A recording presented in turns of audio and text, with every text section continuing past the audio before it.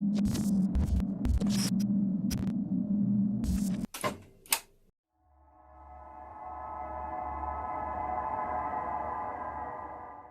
Rising is one of those games I come back to every few years. I've played it many times across a variety of systems. From the original Xbox 360 release to the heavily mission-structured iPhone, iOS port, Dead Rising has always been a staple in my gaming history, and I regularly refer to it as one of my top 10 favorite games of all time. It's the ocean of zombies on the screen at once, it's the balance on the line between horror and parody, and the way it regularly dips its toes on both sides of it. It's like if your favorite B-movie handed you a controller. But we'll get to all of that in just a minute. With 4 main entries in the series and a few spin-off titles, you've probably heard the basic premise of what Dead Rising is all about.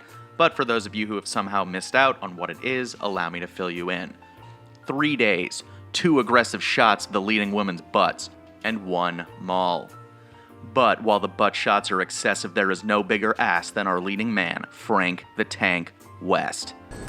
As long as you're not dead, Fred. It's Frank. Frank West. Remember that name, because the whole world's gonna know it in 3 days. Frank is a photojournalist who charters a helicopter to fly him to Willamette, Colorado, a sleepy little town that's entirely blockaded by the US military. He's a smug guy. He's almost lovable and how unlikable he is. Everything is all about Frank all the time. Even his helicopter pilot hates him. You can tell he only laughs to get his paycheck. Yeah, well, I'm freelance, pal.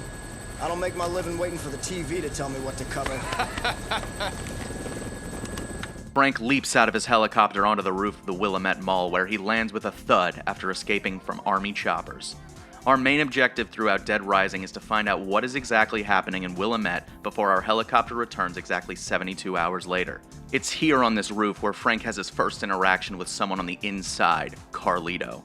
This guy is a genius, super intuitive, an intellectual foil for our own Frank. You came by helicopter, didn't you? Ooh, nice, Carlito, you got me. How'd you figure that one out? Was it the way I landed face first on the concrete in front of you after falling 20 feet from a helicopter? Oh, maybe you should be Mr. Journalist the way you got to the bottom of that one. After skipping formalities, Frank gets to the bottom of the hard-hitting questions. There's, something else I can't put my finger on. Doesn't sound like civil disobedience. It's too quiet. Almost as if everyone's already dead. I'm going to give you about 3 seconds to figure out who our main villain in this game is, based on this conversation alone, so take your time, figure it out. After making his way into the mall, Frank comes across a bunch of visitors making a barricade. After ogling a girl standing in the corner, Frank's gaze is interrupted by some guy making him help with the barricade. It's here that Frank gets his eyes on the true situation. A zombie outbreak has spread through Willamette, Colorado. If those ain't zombies, what would you call them?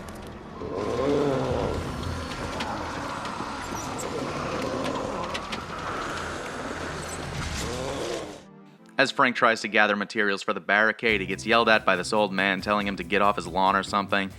But before Frank can question this man about what he's doing, this lady, who I presume is the devil, tears down the barricade to save her horrifying little hellspawn, dog, from the legion of zombies.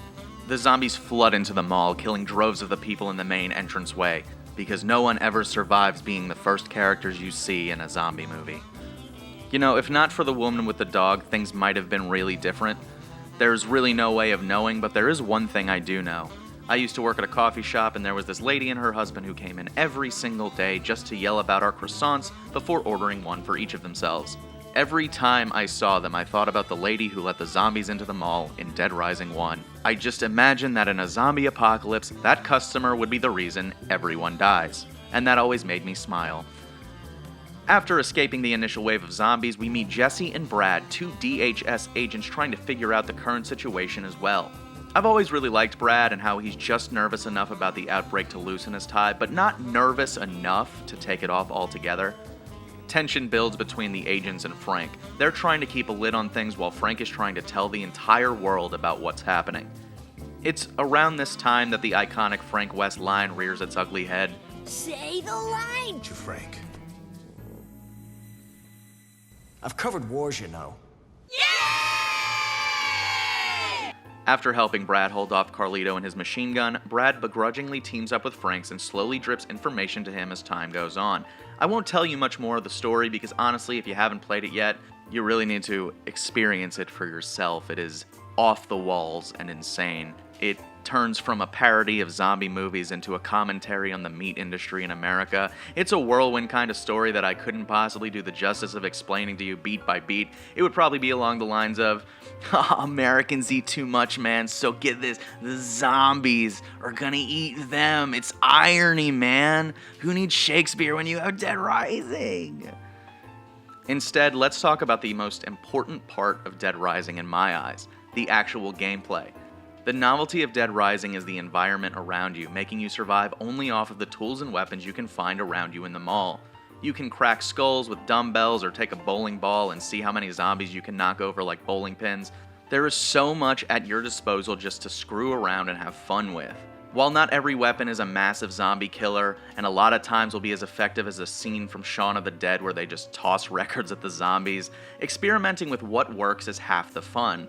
Failing is the other half. However, if the random items you pick up to use as weapons are the meat and potatoes of the game, firearms are the food you don't want and feed to the dog under the table when no one's looking.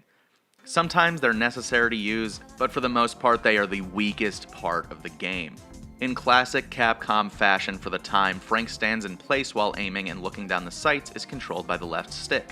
So if you're walking forward trying to avoid enemy fire and then try to aim, there's a good chance your reticle will just fly somewhere else because it's tied to the same stick as movement. Bigger of a problem than anything is the lack of punch they bring to the table. If I can one-shot a zombie with a dumbbell, why doesn't a perfectly placed headshot insta-kill a zombie too? They feel tacked on and I usually avoid using them, but in spite of the fact that handguns suck, there is still so much variety to the weapons you can pick up that you can play this game over and over and over and still find different ways of playing. And as you continue to slay zombies and earn experience, you level up to learn new melee moves as well as earn inventory and life as you go. Frank starts off pretty weak and slowly becomes an absolute beast as you go. That said, he never stops limping from the bump he took on the way out of the helicopter. Then there's the matter of time in Dead Rising, which is really controversial and polarizing. It's a compressed version of actual time. The game takes place over an accelerated 72 in-game hours. Because of this, missions unlock at specific times instead of one after the other. This gives you plenty of time to explore the vast scope of the mall and all of its different areas. I've always loved Willamette Mall because of how distinct each area is and chock full of Easter eggs. This entire map is burned into my mind because of how well designed it is. The Western-themed food court and the children's area Wonderland Plaza are probably some of my favorite places to explore. But there are other areas like the under-construction North Plaza and the maintenance tunnels, an underground labyrinth full of zombies you can drive a car through. Some areas feel lively, but some just feel plain eerie. The mall is almost a character in itself. While I'll eventually do a video on Dead Rising 2, one of the things that misses the mark for me is the game's environment. Not because it's bad, in fact I really do like the version of Vegas known as Fortune City as a location, but because the tone is missing. In Dead Rising, the mall is almost normal. On a normal day, the mall would be full of hordes of people. The only difference is now, the people walking the halls are dead. You have the contrast of a bouncy elevator music and low-energy pop soundtrack, and Frank West with a serve-bot head taking a chainsaw to hundreds of zombies. And then at night after close and the automatic timers kick in, all the lights and music shut off, leaving only the grunts of zombies and your footsteps to accompany you. It gets pretty creepy the first few times you play. In between the main storyline, you get optional side missions, mainly through tips from this maintenance worker Otis over a walkie-talkie. He helps keep you updated on the other survivors in the mall, while he's the absolute worst and demands your undivided attention while he speaks to you and yells at you if you get attacked by zombies. Like, sorry asshole, I didn't mean to hang up on you, but a zombie was biting me in the crotch and I needed to keep my priorities straight. The first survivor who you get pointed to is Kent, a competing photographer who not only sucks but is also just Sherman from American Pie. He teaches you how to use your camera and becomes a daily storyline if you complete the first one. He is an insufferable douchebag, but I did the first mission for the experience points. Most of the calls you get from Otis lead to escort missions, which, I have to be honest, aren't always great. In fact, these are a major sticking point for people who criticize the game and the series. You just can't get to all of them if you're trying to complete the story without really plotting hard and failing quite a bit. I really hate escort missions in most games in general, and while you have a variety of people to save, too many of them are just miserable to do. You can't count on the AI to avoid herds of zombies, or not just stop randomly and start sobbing. This means that if you do actually make it to the escort missions, success isn't always guaranteed. And while on a game level, I agree this really sucks because you can't control their actions, in a zombie apocalypse type setting, this totally makes sense because you're one single person trying to save countless people. Try as you might not be able to save everyone. You have to make tough choices and save as many people as you can, and unfortunately a lot of people won't make it. I understand that a lot of people don't like the expiring timers in this game, but I understand the inclusion. And luckily, if escort missions just aren't for you at all, unless you're trying to be a completionist, you can ignore a lot of them. They do give a lot of experience to Frank, so you can get upgrades faster, so you might as well do a few, but I don't blame you for letting most of these survivors fend for themselves. While a lot of people will depend on you for saving them, not every person you meet in the mall is going to take kindly to you. The first group of psychopaths you meet are 3 prisoners on a Humvee. They drive around while one hits the other survivors with a baseball bat and the other shoots at you with a mounted chain gun. It's here where you start to realize that the major threat in this game isn't exactly the zombies, but the other survivors. While one wrong move can lead to a zombie sinking its teeth into you, psychopaths usually are the reason you have to reload your save. These guys riding on the Humvee are optional and respawn after you kill them every time you come back to the courtyard, but usually you only have one chance to take out these bosses.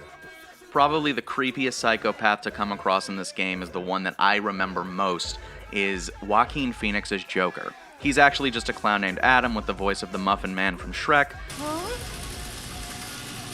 Everyone used to laugh at me. I was a walking punchline.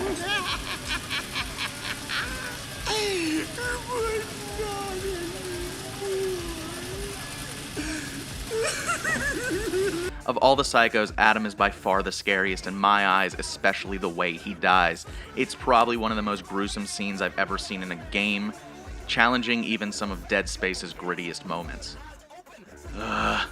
After this boss battle, I accidentally ended the game and lost my save, so from here on out you'll see footage of a different save where I started over with my new Game Plus character who is maxed out, if you're wondering how I jumped from level 10 to level 50. So to get back to where I was as quickly as possible, I let a bunch of survivors die, killed Kent because he sucks, got killed by the Humvee boys twice, oops, and went into the clown fight unprepared, so I landed the final blow with a flying fire extinguisher. After this, I got back on track with the game. The psychopaths are probably my favorite part of the entire game because they're so varied and bring a whole different look at the apocalypse and how people react to it. Some people grab onto the only thing they have, like the psycho who runs the grocery store. Others start a cult in a mall. Before you judge, you don't know which of these people you'll be when the apocalypse hits, so why don't you reserve your judgment until you're in this situation? While there are some pretty bad stereotypes that haven't aged well, there are some really intense moments where you realize that the psychopaths you kill probably wouldn't have been a threat or even bad people had the apocalypse not broken them. It adds a lack of thought and morality, for lack of a better word, to these characters, over them just being another enemy to tick off your list, and I really like that. The crazy part is, all these boss fights are kind of optional. You can play the game any way you want, there are tons of different endings to get, you can just spend the whole 72 hours killing zombies and then just go home without solving the case. You can even stand on the helipad for 72 hours and not move and get a different ending. You can do everything right and then get caught up and not actually make it to the helicopter out, which gives you, again, another ending. There are so many ways to play this game with extra modes to unlock as well. This is truly a game you can milk to death, and it will take a lot of different ways to play if you want to see every ending and mode. Dead Rising is one of those games that I can come back to every few years because every time I do, I find something new, even after all this time. There's always a new weapon I've never picked up before, even though the secret katana on the awning next to the cafe is always in my inventory. It's always interesting to see how this game ages when I return to it. When it came out in 2006, I was getting M-rated games on a per-game basis, and my parents had to screen it first. I wasn't allowed to get this one until the Wii version because of how gritty and gruesome it could be. And they were right to an extent, not that I wasn't allowed to play it, which sucked. You could pick out a lot of the scenes in it that would probably put parents over the edge, and the buckets of blood all over the place led to the blood slider on the Wii, which is a real thing you should check out. But looking at it today, it's just so goofy and quirky. It feels like that part of the PS3, Xbox 360 era where games just weren't the gray military simulator shooters we got after it. It had the air of an original Xbox game in HD in its tone and style. The way zombies inconsistently fly all over the place when you hit them with something, the way that the character models are well done yet many small details look like a smear of pixels. And there are few funnier moments in gaming than when an intense scene of exposition is playing out and then you hard cut to Frank West in a Mega Man helmet and sunglasses. It's been almost a decade and a half since this game came out, and while the HD re-release on PS4 helps, some of the cracks are starting to show, namely in the gunplay and the escort missions. There are some pop-ins here and there, and hit detection is a bit off sometimes, but nothing there really prevents this game from being a blast to run through. It's one of the best zombie games out there, and outside of the series that followed it, there really isn't much like it, and for that I feel like you have to play this, especially since it's pretty much available on everything. But that's going to do it for this video. Thank you so much for watching. If you haven't already, be sure to like this video if you liked it, subscribe to the channel and hit the bell icon if you never want to miss one of my uploads. And lastly, if you have any questions or comments, or even have you played this game, what were your favorite weapons to use? I'd love to hear about it. What kind of crazy crap have you done with some of these psychos? Let me know. I love talking about this game, especially with people who grew up with it, kind of like I did. But I'll see you next week. See you later.